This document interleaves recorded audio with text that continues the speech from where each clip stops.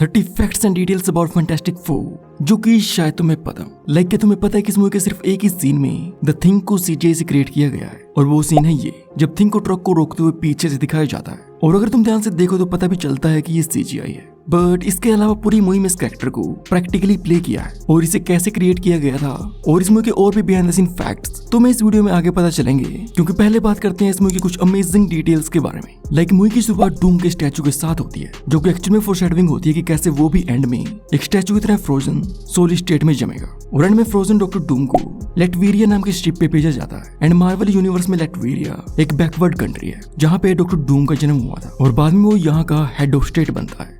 Number 4, यहाँ space station पे शू को प्रपोज करते हुए विक्टर उससे कहता है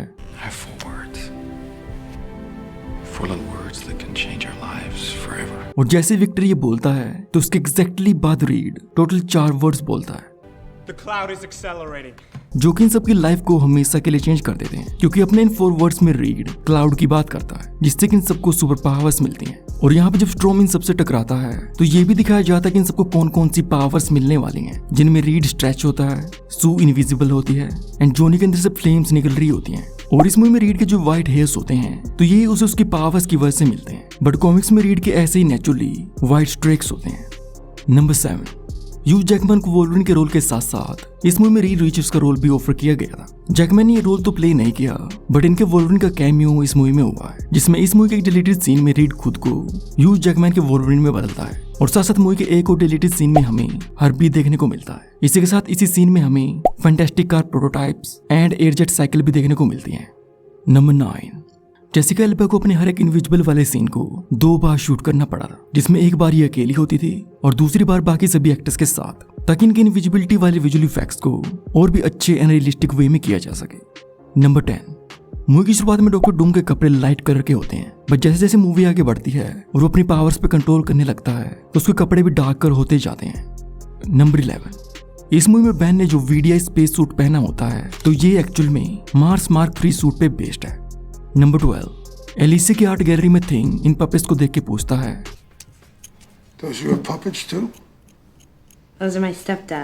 एंड कॉमिक्स में एलिसी का स्टेप फादर एक सुपर विलन है पपेट मास्टर के नाम से, जो कि फैंटास्टिक 4 का दुश्मन है।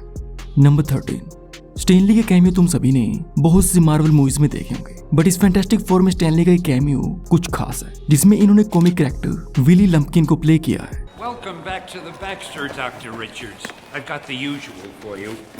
Good to have you back, sir. Thanks, Billy.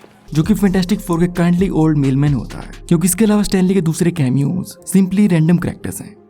Number 14, ये सीन जब रीड इस डोर के नीचे से अपने हाथ को स्ट्रेच करता है तो ये इस मूवी का सबसे पहला विजुअल इफेक्ट था जिसे सबसे पहले कंप्लीट किया गया था, जिसके लिए फिल्म मेकर्स ने सेक्टर की आर्म के बहुत सारे फोटोग्राफ्स लिए थे ताकि बाद में स्ट्रेचिंग के टाइम आर्म की हर एक लेयर एंड स्किन को कैप्चर किया जा सके। नंबर 15, इस मूवी में रीड स्ट्रॉम को रिक्रिएट करने और उन सभी को फिर से नॉर्मल बनाने के लिए जो मशीन बनाता है तो ये द फ्लाई मूवी में दिखाए गए टेलीपोर्ट से इंस्पायर्ड है। नंबर 16, यहाँ ब्रिज पे द थिंग को जिस पोजीशन में बैठे दिखाया जाता है तो एक्चुअली में ये नोड है द थिंकर नाम के स्कल्पचर को by Auguste Rodin. Number 17, Marvel canon के हिसाब से यानी कि एमसीयू में ये फैंटास्टिक 4 मूवी और इसका sequel rise of the silver surfer earth 121698 पे हुए हैं। नंबर 18, यहाँ इस रीड वर्सेस थिंग की फाइट के दौरान रीड थिंग के चारों तरफ खुद को रैप कर लेता है, जो कि अर्ली फैंटास्टिक 4 कॉमिक्स में बहुत बार हुआ है। और उसके साथ साथ और भी कई सीन्स हैं इस मूवी में जो कि स्टैनली एंड जैक कर्बी के ओरिजिनल कॉमिक्स से इंस्पायर्ड है। थिंग यहाँ जिस तरीके से ट्रक को रोकता है तो ये कॉमिक्स से इंस्पायर्ड है। ह्यूमन टॉर्च जो अपने फायरबॉल को थिंग पे फेंकता है तो ये भी कॉमिक्स से इंस्पायर्ड है। एंड ह्यूमन टॉर्च का मिसाइल के आगे आगे उड़ना भी कॉमिक्स से ही इंस्पायर्ड है।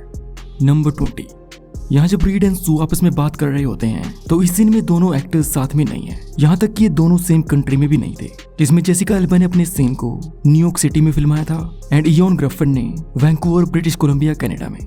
नंबर 21, यहाँ एग्जामिन के टाइम बेन कहता है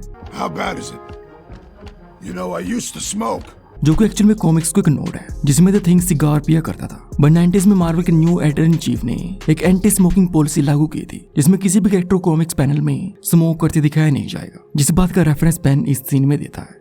नंबर 22, यहाँ जब ह्यूमन टॉर्च के पीछे मिसाइल लगी होती है और वो उड़ते हुए पूरी सिटी के ऊपर घूमता है तो उस पूरे फ्लैंक सीन को क्रिएट करने में VFX टीम को 4 महीने लगे थे।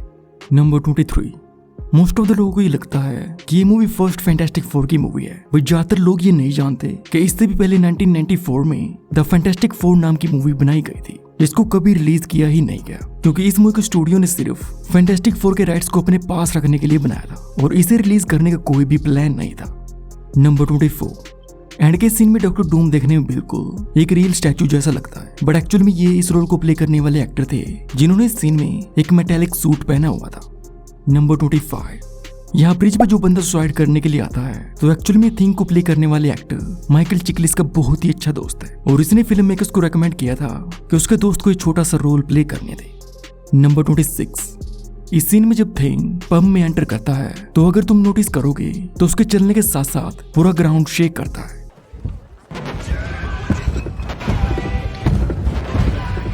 तो एक्चुअल में ये द थिंग का सबसे पहला सीन था जो कि इस मूवी के लिए शूट किया गया था, जिसमें फिल्म मेकर्स ने थिंग की वॉकिंग के साथ ऐसे ग्राउंड को शेक करने के बारे में सोचा था, बट बाद में उन्हें अच्छा नहीं लगा तो इसलिए बाकी किसी भी सीन में भी देखने को नहीं मिला। नंबर 27, इस मूवी में दिखाया गया था थिंग बिल्कुल रियल है विदाउट एनी सीजीआई, जिसके लिए माइकल चिकलिस को 27 किलो से भी ज्यादा के लेटेक्स सूट पहनना पड़ता था जिसमें 3 घंटे लगते थे, जिसके साथ साथ इन्हें प्रोस्थेटिक टीथ भी पहनने पड़ते थे जिनमें बोलना इनके लिए बहुत ही मुश्किल होता था। इस सूट के अंदर इस एक्टर को बहुत ही ज्यादा गर्मी भी लगती थी, बट द थिंग का फैन होने की वजह से माइकल चिकलिस ने ये रोल प्ले किया है। नंबर 28, इस ब्रिज सीन को शूट करने के लिए ब्रुकलिन ब्रिज का एक 200 फुट बड़ा सेट पीस तैयार किया गया था, क्योंकि एक्चुअल ब्रिज पे इस टाइप के स्टंट को करना बिल्कुल इम्पॉसिबल था और इस पूरे एक्शन सीन को फिल्माने में लगभग 5 हफ्ते लगे थे। और इसी ब्रिज पे यहाँ जब थिंग इस ट्रक को ऐसे सामने खड़े होकर रोकता है तो इस स्टंट को प्रैक्टिकली किया गया था रियल ट्रक के साथ, जिसमें इस ट्रक को 65 माइल्स पर आवर की स्पीड से सामने एक स्टील पोल में टकराया गया था एंड माइकल चिकलिस ने अपना इस थिंग वाला सीन ग्रीन स्क्रीन के सामने परफॉर्म किया था एंड देन इन दोनों को मिला के इस सीन को क्रिएट किया गया है। वीडियो अच्छी लगी तो लाइक एंड सब्सक्राइब जरूर करना और अगर अच्छी नहीं लगी तो तुम मेरे इन वीडियोस को देख सकते हो, मे बी तुम्हें ये पसंद आ जाए।